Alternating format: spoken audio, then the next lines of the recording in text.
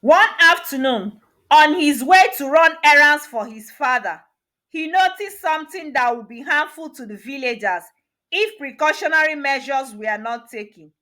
A large tree, weakened by recent storms, was on the verge of toppling over. It leaned precariously over the path that many villagers took to fetch water from the stream and also go to the market. Hello guys, welcome to Moonlight Tales by Uju. Please subscribe to UJ Moonlight Tales channel, like and share for more interesting tales. Thank you. The title of my tale is Aforka the Village Clown. Many years ago, in the heart of Okwa town, in a small village nestled between lush green hills, lived a certain young man called Aforka. He was known in the village for his funny lifestyle, and his antics brought joy to everyone, from the youngest child to the oldest elder. He was never married. He lived with his father, Ichie Uzo. His mother died several years ago. He has a younger sister whose name is Ulako. Afoka has a gift for turning tears into laughter during burial and funeral ceremonies, where sorrow hung heavy in the air. He could tell stories of the departed that celebrated their lives, sharing humorous anecdotes that lightened the hearts and heavy the pain of loss. People could leave the burial and funeral places with smiles, feeling a bit of the weight lifted from their shoulders. Despite his funny lifestyle, he takes good care of his sister and his father. Afoka always goes to the farm with a sleeping net. This is one of his antics. When villagers meet him on the way, he shares one or two jokes to crack them up, and he also passes a message that he was actually going to the farm. Afoka also goes to the stream to fetch water with a basket, pretending he is carrying a bucket. When he arrives at the stream, the maidens who also came to fetch water will begin to laugh at his actions. He keeps them entertained. Afoka will always say, "I thought I left my house with a bucket. Reaching here, I just realized it was a basket." In the bustling market, with Afoka's presence, there is always a breath of fresh air. The market, which is usually filled with sounds of bargaining and the clatter of goods, could erupt in laughter whenever he is around. The village square was his stage. Every evening, as the sun dipped below the horizon, villagers gathered to watch Afoka's performance. He could dance, sing, and tell jokes that made people's bellies ache with laughter. His favorite trick, which was pretending to stumble and fall, only to spring back up with an exaggerated flourish. Children adore him, and adults could not help but be swept up in his infectious joy. One afternoon, on his way to run errands for his father, he noticed something that would be very harmful to the villagers if precautionary measures were not taken. A large tree, weakened by recent storms, was on the verge of toppling over. It leaned precariously over the path that many villagers took to fetch water from the stream and also go to the market.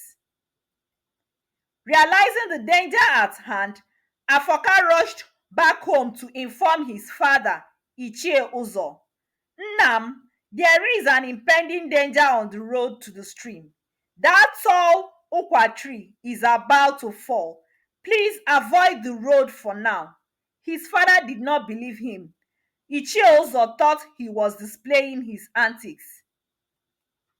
Afoka then called the sister, Ulaku.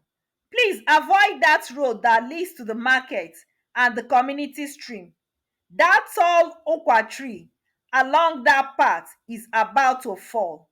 Ulaku laughed and replied him, Aforka, my brother, please, I don't have the strength for your jokes now. Aforka rushed to his friends' houses, Obumneke, Obidi, and Uzoka. He told them about the impending danger. They all laughed, thinking he was displaying his playful moves.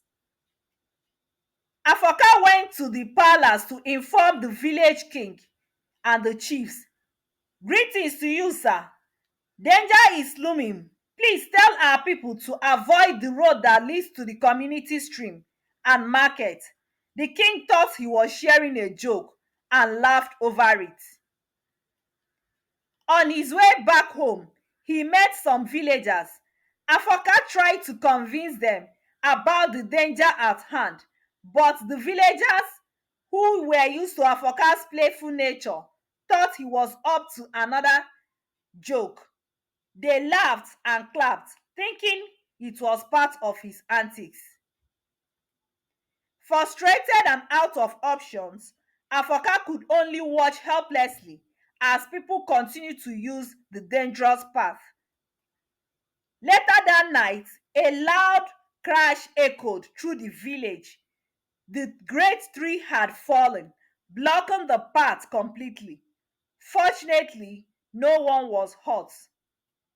In the morning, the villagers all came out and realized the gravity of Afoka's warning too late.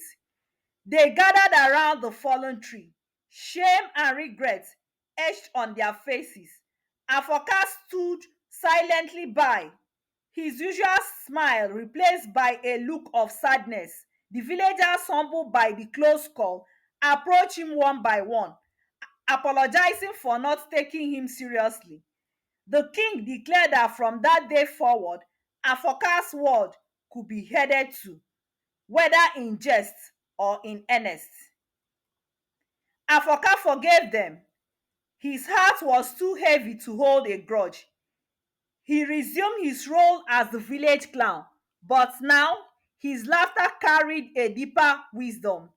The villagers learned to listen beyond the humor, and Afoka's voice became a beacon of joy and caution to the villagers.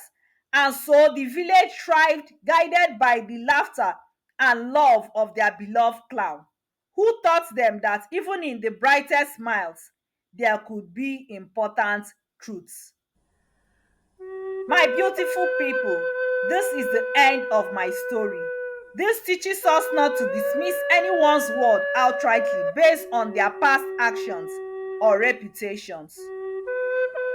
Kindly like, share and subscribe to my channel for more interesting tales. Also drop your opinion on the comment section. Thanks for watching. See you again on my next tale. Bye for now.